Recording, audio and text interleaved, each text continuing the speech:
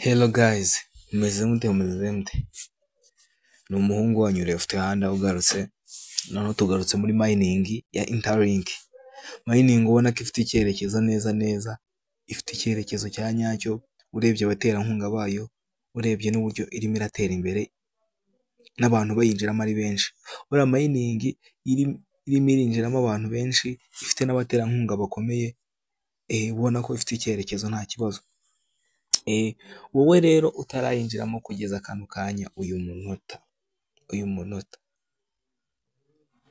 urimo urahomba cyane bishoboka.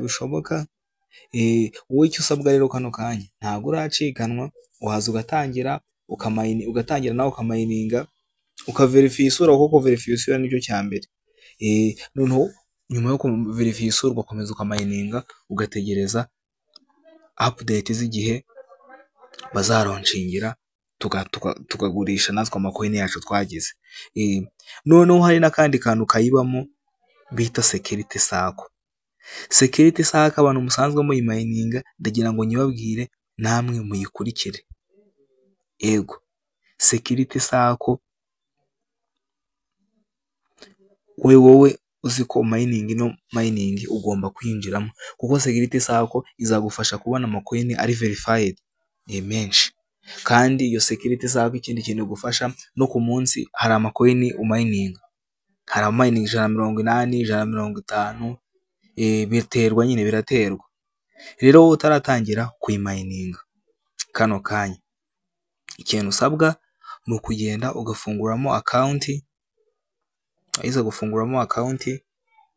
ukagira ute nawe ukamayiningamo. Ntabwo ari ibintu bigoye, ubundi tugategereza igihe ba nyir'umushinga bazawushyira mu ngiro. Hano ndagira ngo mbereke security sacco, sibyo? Security sacco iyo umaze gufungura application izaba imeze gutya. Uhita uza ukikandira kuri kano kantu ko hasi aka.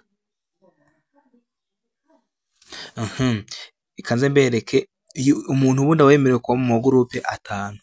Noneho ku munsi y'abo bantu bose babana muri groupe bamayininze, na groupe bamo abantu 5 groupe imwe.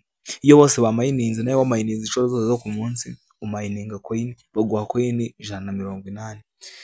Gutyo noneho bagenda babikubanya gutyo, nibo hari bose ibyo nk'inshuro gutyo zikagenda zigabanuka nyine. Yego, noneho izi nazo ni coin nazo umayininga ku munsi, urumva ko ari indi avantage.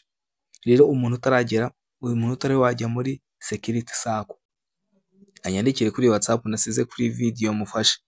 Wowe utarafunguramo account, muri comment ya mbere nashyizemo link ya video yerekana uburyo bafunguramo account.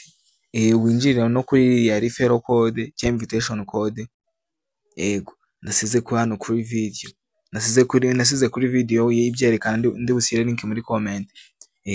Ubundi muze tuyihanga amaso, iyi mining imeze neza nta kibazo. Yego, urabona hano imaze kwinjirwamo n'abantu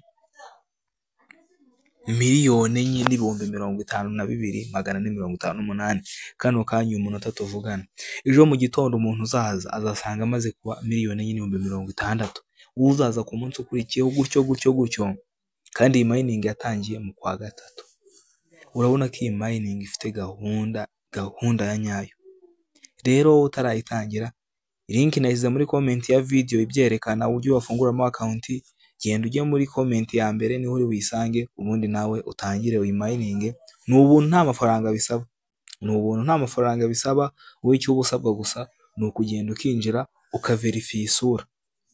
Yego, kuverifiya isura ntago ari ibintu bigoranye nabyo.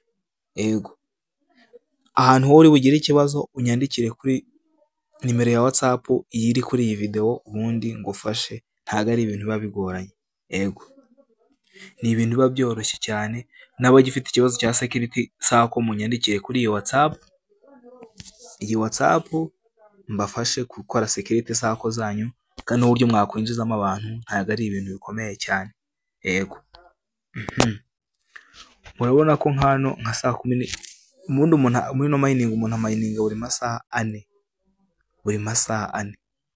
Iyo amasaha 4 ashize, uhita ugaruka ukaza ukareba muri hahandi hano uca umayininga, ugahita uza ugakuramo izindi coin baba bagushyiriyemo. Ziba ari nyinshi bitewe n'abantu watumiye, buriya no gutumira abantu bigira icyo bifasha urumva, ariko iyo nta muntu watumiye waraverifiye isura ziba ari coin 30 iyo mverifiye isura. Iyo utarayiverifiya ziba ari coin 20, urumva ko no kuverifiya isura biguhe amahirwe menshi, kandi iyo utaraverifiye isura account yawe bashobora kuba banayisiba.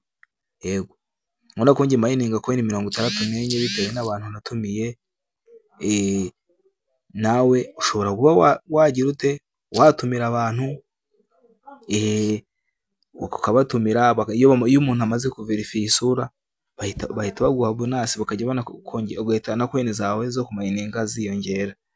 Yego, rero wowe utarayitangira kano kanya bigenza ute, shaka uburyo umayininga, uyimayininga iyi coin. Nimero yaho nagufashiriza dore ngiyi aho kuri screen, ndagufasha, ni ibintu byoroshye. Unyandikiraho kuri WhatsApp nkahita umbwira ikibazo cyose ufite, nkahita nkigufasha. I'm here to help you. Okay, niba ari ubwa mbere ugeze hano ujye wibuka ukande subscribe kugira ngo utazacikanwa na video y'ubutaha y'ama mining. Murabizi abazikoze mbere undi nibo babaho ubuhamya. Abazi yitwa Pi Network yaragiye itanga amafaranga menshi cyane.